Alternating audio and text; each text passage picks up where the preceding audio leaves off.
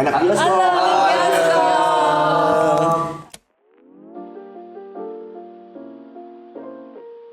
Ya, dari sini dulu. Ya, monggo. Pesanaran.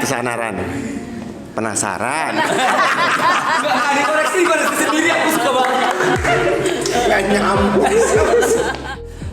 Kita ini menyambut gembira ya. Mudah-mudahan penonton Indonesia juga senang dengan film Primbon. Amin. Sama pasti sama Om Septian dan excited banget film Primbon mau ditonton sama semua masyarakat. Happy, excited, penasaran. Paham.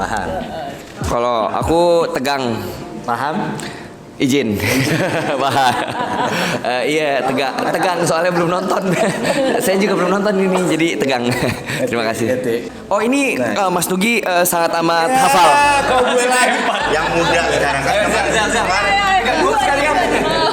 Jadi film Primbon ini menceritakan soal satu keluarga yang memiliki keyakinan yang buku Primbon, ada kitab Jawa, dan ada satu anak yang hilang karena ada kepercayaan dari kitab Primbon itu. Selebihnya nonton. Ya pokoknya Primbon itu wajib ditonton karena itu adalah kepercayaan beberapa orang Jawa ya.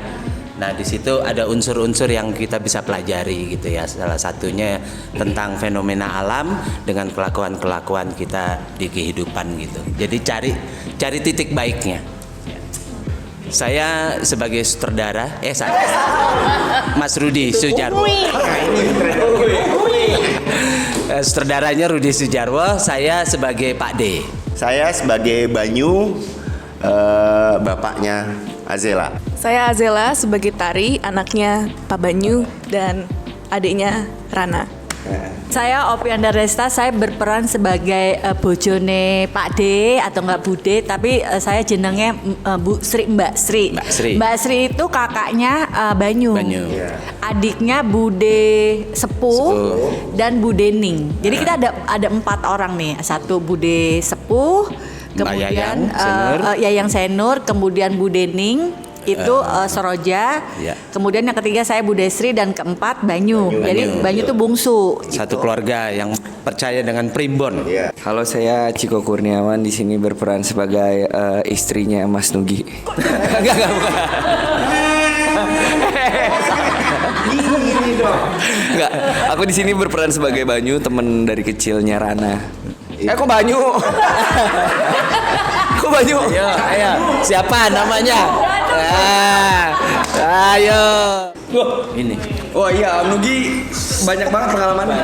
Oh Pak, pengalaman banyak banget. Yang pasti saya kan memang saya dari etnis Jawa, ibu saya Jogja, bapak saya Magelang, dan memang dalam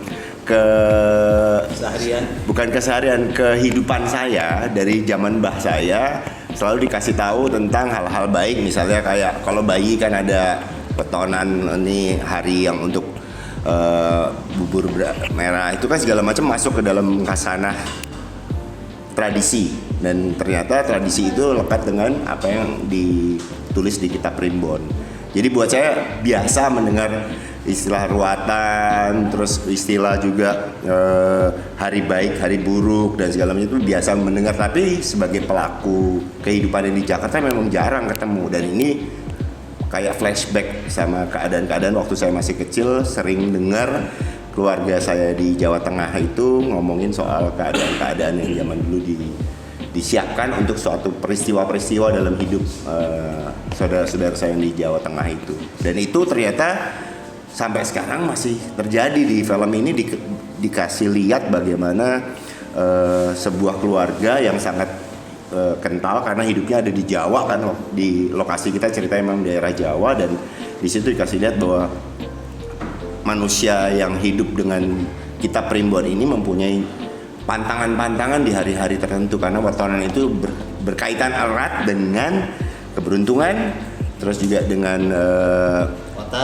watak sama Kejadian sama takdir yang akan bisa terjadi gitu. Dan ini aku pencerahan banget sih di Primbon ini, bermain di film Primbon ini kayak oh begini ternyata tradisi leluhur kita ya gitu. Yang di hutan lah paling banyak sih. Hutan. Aku sih nggak lihat langsung, cuman aku dapet difotoin sama salah satu wardrobe, difotoin lagi foto hutan, terus di ujung belum reaksinya cepet banget Kamera belum rolling. jadi nggak dapet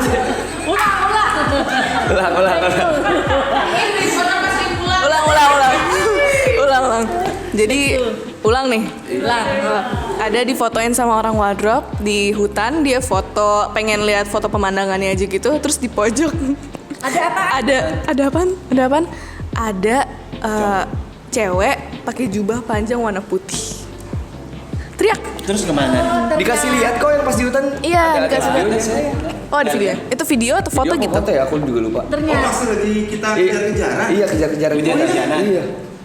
Yang dihujanin itu loh. Aku lihat lagi bentukannya kayak gimana. ternyata bagus pantas ya. Rana nangis Siapa ya. yang wardrobe? Gimana? Pakai jilbab. Rana nangis ya pantas. Nah kalau aku pas habis selesai hujan. Ulang lagi.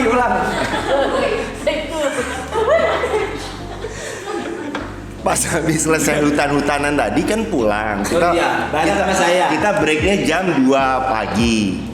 Terus kita balik ke arah kota dan itu ternyata kita misah-misah. Kebetulan waktu itu aku bawa kendaraan sendiri kan. Ngikutin peta dibilang kok Map. dia map maksudnya peta lagi zaman dulu Bang. Harusnya lewat jalur biasa nih enggak dibelokin dan aku nyetir sendiri dengan mobil Kijang kan kosong di belakangnya.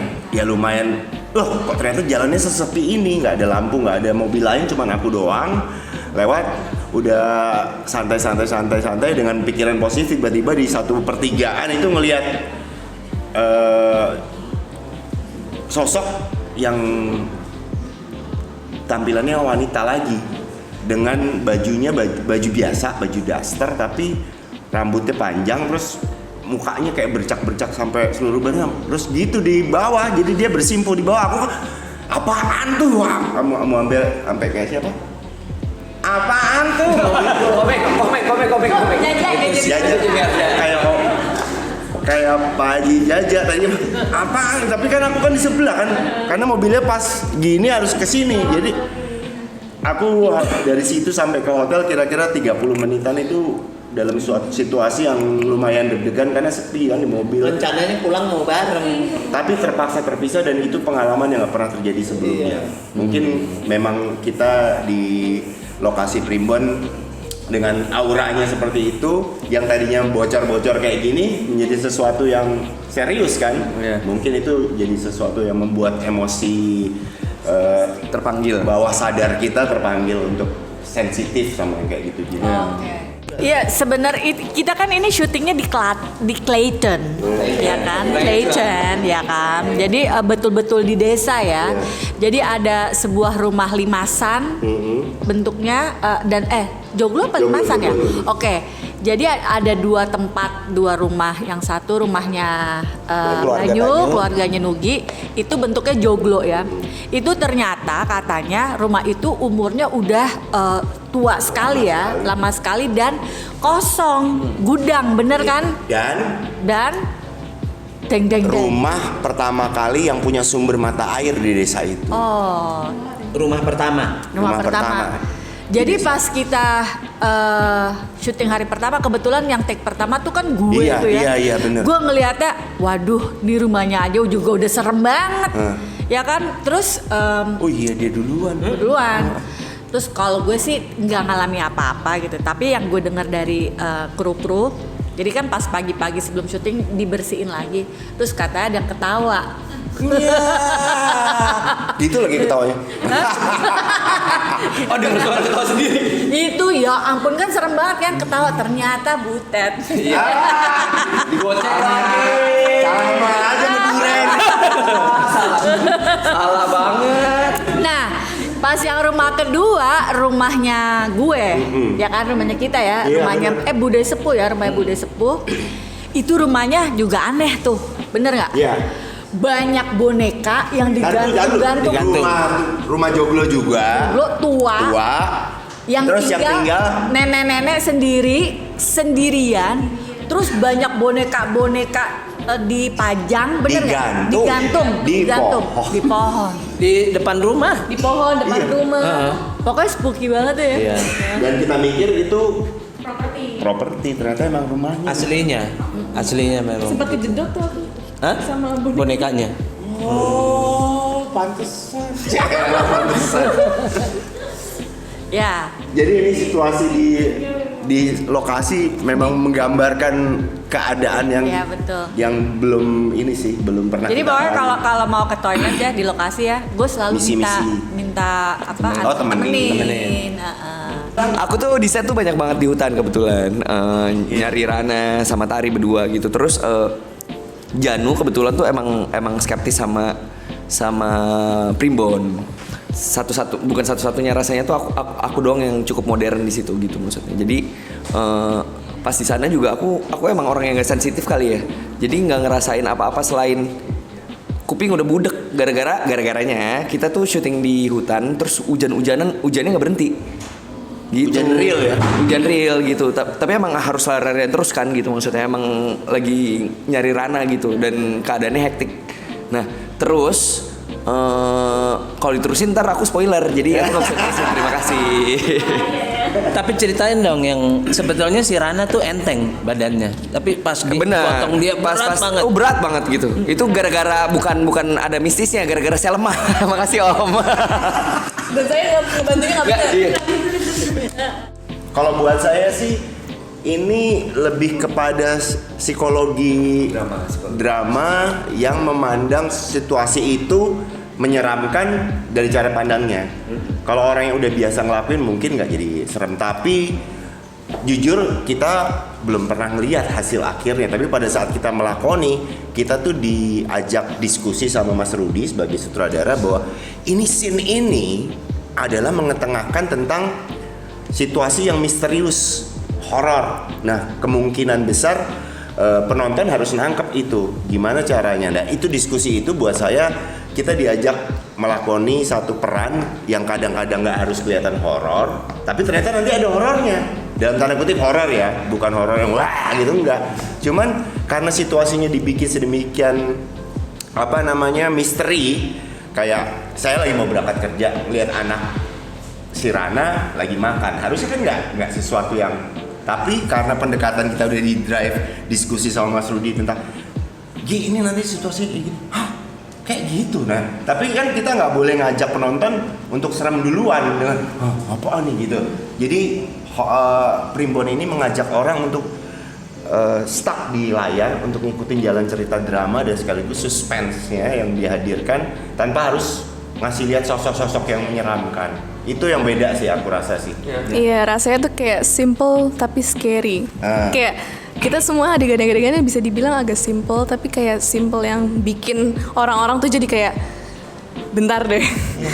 Gue deg-degan banget padahal tapi nggak ada gituan ya. Trailer teaser-teasernya Ciko di perpustakaan, dia kan orang baca buku kan biasa aja, cuman ya itu ada gesturnya yang adegan emosi yang mungkin diajak ini kali yang berbeda tuh mungkin kalau menurutku karakter Mas Rudi tuh dengan sangat amat jelas bilang kita mainnya tuh bukan main horor Cik, kita cari dramanya, horornya ya dari imajinasi penonton gitu maksudnya. Jadi emang iya PR trainingnya bagus sih, makasih Kak Butet. Iya maksudnya jadi kayak kita nggak mau nakut-nakutin orang gitu, tapi kalau orangnya takut ya silahkan gitu. Pede banget jatuh. Paham. Izin, ngerti. Iya, jadi memang bener yang Ciko bilang, bukannya nakut-nakutin tapi psikologinya orang kena. Tegangnya kena. Ini kan kayak Primbon ini kan sebetulnya memang kita mengenal kata Primbon, rata-rata kita tahu lah ya, kata Primbon itu seperti Bible-nya orang Jawa gitu ya. Jadi memang suka atau tidak suka di Indonesia tuh masih ada hal-hal seperti di Bali tuh juga ada gitu kan. Terus kalau di Sumatera Utara juga ada orang-orang yang bisa membaca, mempunyai ilmu tertentu yang bisa membaca antara tanda-tanda alam, sebetulnya itu ada hitung-hitungannya gitu kan ya.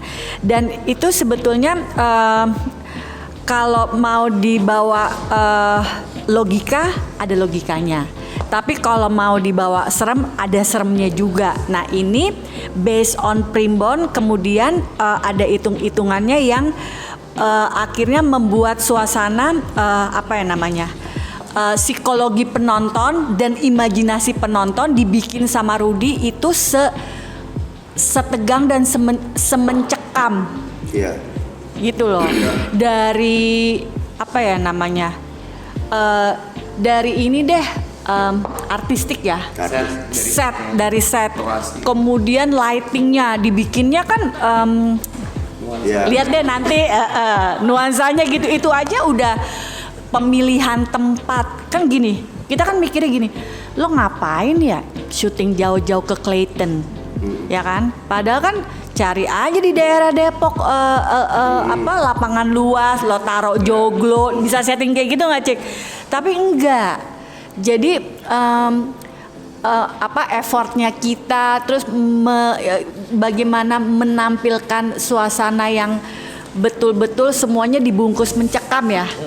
Ya, dari pemilihan tempat, kok bisa ya dapat tempat kayak gitu ya nggak sih? Ya kan? Terus kamarnya pokoknya itu rumahnya rumah tua, gudang. Rumahnya aja udah mencekam gitu loh. Kemudian lightingnya, ya kan? Terus ya itu ditambah dengan DOP sama musik yang magis kan. Ternyata kan ada gamelan sama mocopatan, ruatan yang kayak gitu. Terus itu loh yang ekstrasnya pada kesurupan, ya kan, yang kayak gitu-gitu. Ruatan pas ruatannya di tempat di dapurnya juga nonton deh. Hai anak bioskop, Jangan lupa nonton film Primbon Tanggal 10 Agustus Di Cinepolis Cinema. Bye bye. Nonton ada Om Nugi.